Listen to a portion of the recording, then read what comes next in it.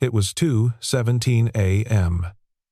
The only sound in the 44th floor executive suite was the clink of ice against crystal and the slow, rhythmic thud of a waste bin liner being snapped taut. David, the CEO, 50 years old and dressed in a tuxedo that cost more than a car, was drunk. He was staring at the portrait that dominated the room. The portrait of his father. "You bastard," David whispered, swirling the amber liquid in his glass. "You magnificent, demanding, impossible bastard. You gave me the world, and now I'm going to lose it." He was, in fact, about to lose it. At 9 a.m. tomorrow, a man named Milosh, a partner he had defrauded on an environmental compliance report, was going to expose him. The company, Miller Harrison Tech, would be insolvent by noon, and he, David, the Crown Prince, would be revealed for what he truly was, an incompetent fraud. The thud of the liner came again, pulling him from his self-pity. He turned. In the corner, almost invisible in the shadows cast by the expensive, gallery-style track lighting, was Thomas, 65 years old. Gray uniform, gray, thinning hair. A face that was just a face. He was the night janitor. He had been there, David realized, for his entire life. A piece of the building. A ghost. "I'm almost finished, sir," Thomas said, his voice a low, gravelly monotone. He was carefully, methodically, wiping down the baseboards. David stared at him. The sheer banality of the man, in this moment of crisis, felt like a personal insult. "What are you doing?" David slurred. "Wiping the baseboards, sir." "Dust. Dust," David repeated. He laughed, a short, ugly sound. "Dust. That's all you see, isn't it? Dust." Thomas stopped. He looked up, his eyes unreadable in the dim light. "Sir." David pushed himself off the desk and staggered toward the janitor, his rage, fueled by terror and expensive whiskey, needing a target. "You've been here. How long, Thomas? 30 years? 41, sir.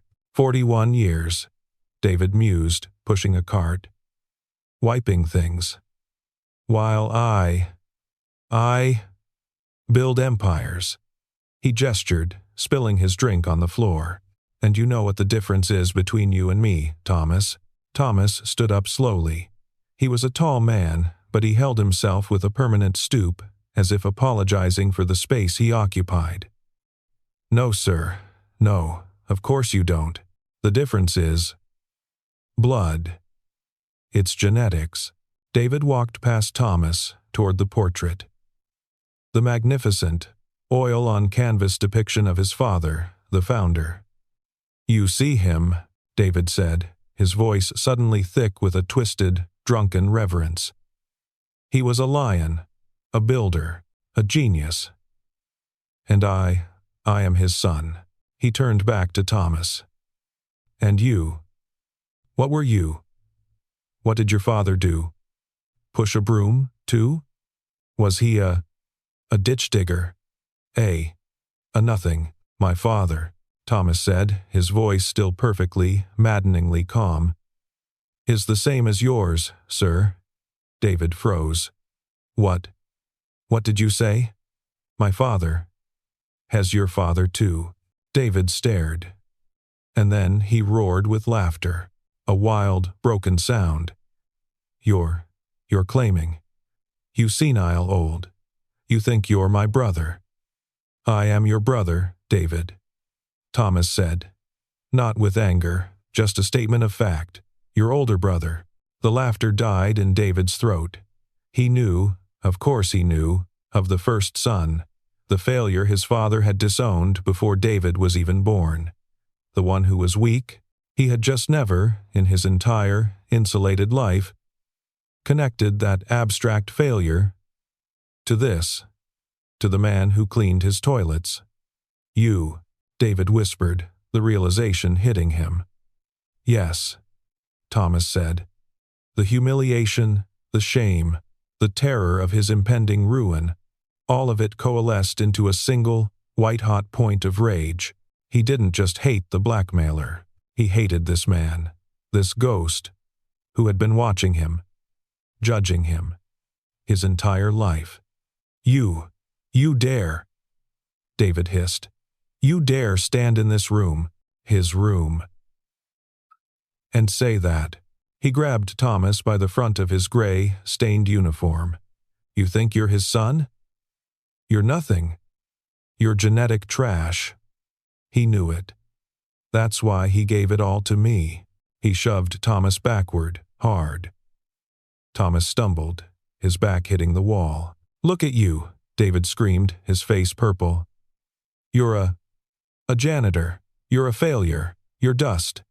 He snatched his empty, heavy crystal glass from the desk. You are not his son. You are not my brother. You are nothing. And with a final, guttural roar, David threw the glass.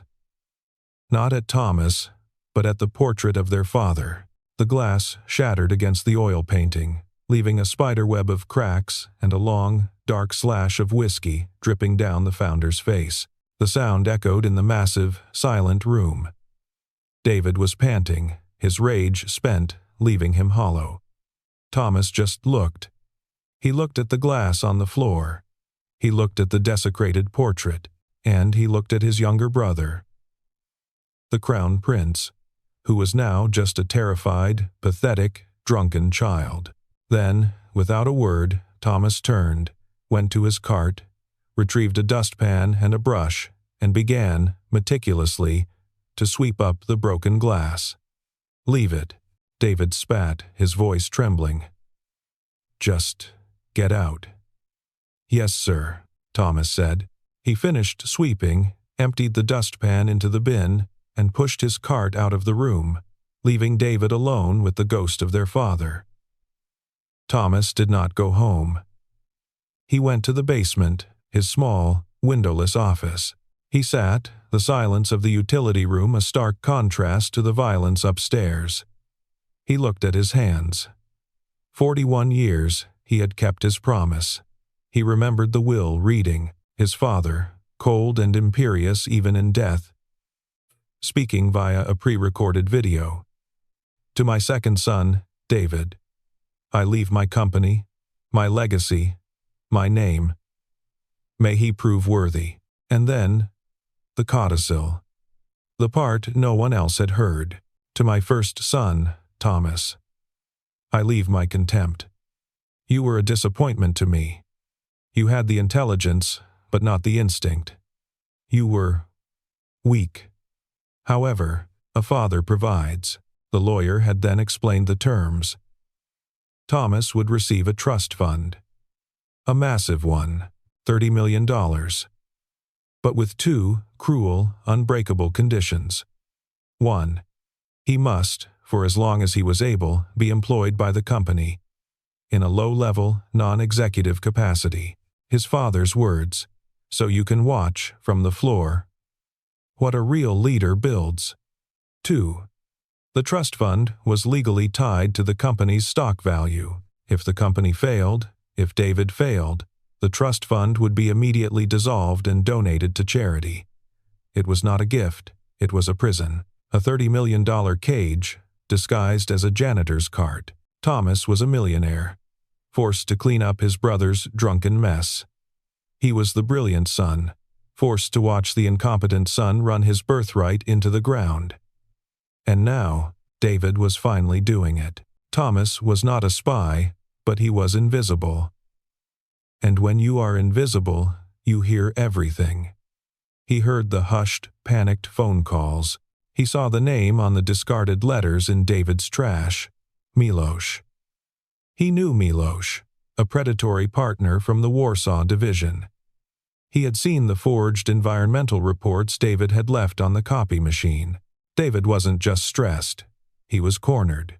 And if David went down, the company went down. And Thomas would lose everything, his inheritance, He was not motivated by love, he was not motivated by loyalty. He was motivated by the simple, cold fact that his prison and his fortune were about to be destroyed by the same idiot he was forced to protect. He had to act, not to save David, but to save himself. He had spent 40 years being invisible. It was time to use it. David thought he was just a janitor. But a janitor has the master keys. A janitor has the code to the secure archive room. A janitor is the one who, late at night, replaces the full shred bags. And sometimes, just sometimes, he forgets to take one to the incinerator. For the last 6 months, Thomas had been reading his brother's mail. He knew about Milosh's blackmail, but as a man who cleans every office, he also knew things David didn't. He knew that Milosh, the blackmailer, was also dirty. While David was forging environmental reports, Milosh was running a much larger, much more dangerous scheme. A massive, sophisticated money laundering operation, routing millions through shell companies registered in Malta.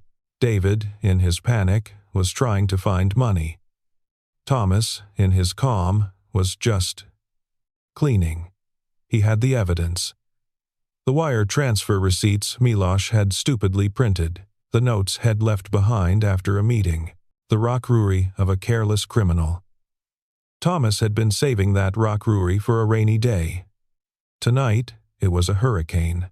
The next morning, at 8:00 a.m., 1 hour. Before Milosh's deadline, Thomas took a rare day off. He went to the Four Seasons. He did not go to the service entrance. He sat in the lobby. He was still wearing his gray janitor's pants, but he had on a clean, pressed shirt. He ordered a coffee and waited. At 8:15 a.m., Milosh came down, his face triumphant, ready to go and execute his old partner, David. "Can I help you?" Milosh said, recognizing the janitor from the office, his voice a mix of confusion and contempt. You're here to clean." "No," Thomas said, his voice quiet. He pushed a thin manila folder across the table. "I'm here to take out the trash." Milosh's smile faltered. He opened the folder. His face went from confused to pale to ashen. He saw everything. The wire transfers. The shell company names. The offshore account numbers. "Where?" he whispered, his voice trembling. "Where did you get this?" "I clean Mr. David's office," Thomas said simply. "And I clean yours when you visit. You're a very sloppy man, Mr. Milosh. You leave things." Milosh stared at him. This nothing had just checkmated him. "What do you want?" Milosh hissed. "Money? A cut." "I want," Thomas said, leaning in, "for you to take your evidence against David Harrison, and I want you to burn it. I want you to call him and tell him the deal is off. The debt is gone. You will leave his company and his family alone. Forever.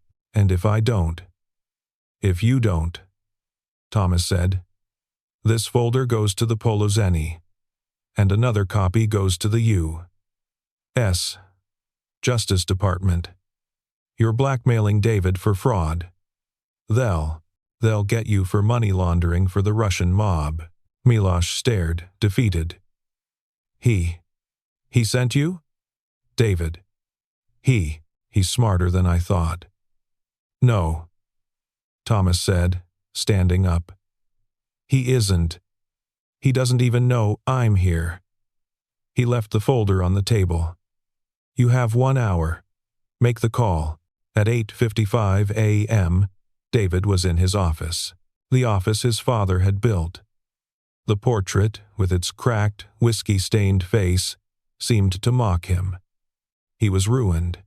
He had a glass of water on his desk. Next to it, a bottle of his father's old sleeping pills. He was, in every way, his father's son. He was a failure. The phone rang. He stared at it. It was Miloš. The executioner's call. He picked it up, his hand shaking.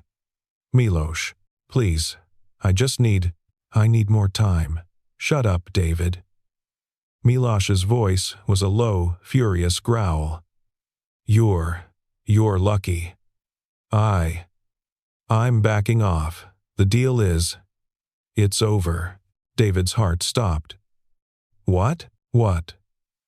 What do you mean? You're letting me go. I'm not letting you do anything, you idiot. Miloš spat. This isn't about you. You're a child. Then why? There was a pause. David could hear Miloš light a cigarette. I'm just calling, Miloš said, his voice laced with the venom of a defeated man, to tell you that you are the single dumbest and luckiest man I have ever met. You think you run that company. I am the CEO. You're a moron. Miloš laughed, a dry, harsh sound. You want to know who really runs Miller Harrison? You should ask your brother. David froze. My brother? I'm an only child. Miloš's voice was pure, spiteful joy. Then who the hell is Thomas, the janitor? The old man who just shoved a kilo of evidence of my money laundering operation in my face, has the one who just saved your pathetic little company, has the only one in your entire family with a brain, kid. Have a nice life. Miloš hung up. David sat, the phone still pressed to his ear. Who the hell is Thomas? The janitor. Your brother, has the one who just saved you. The words didn't make sense. They couldn't, Thomas. The ghost, the failure, the rock Rudy. Trey. And then 41 years of memories. Recontextualized. 41 years of Thomas, silently watching. In the hallways. At the Christmas parties, cleaning up. In his office, he wasn't just watching. He was guarding.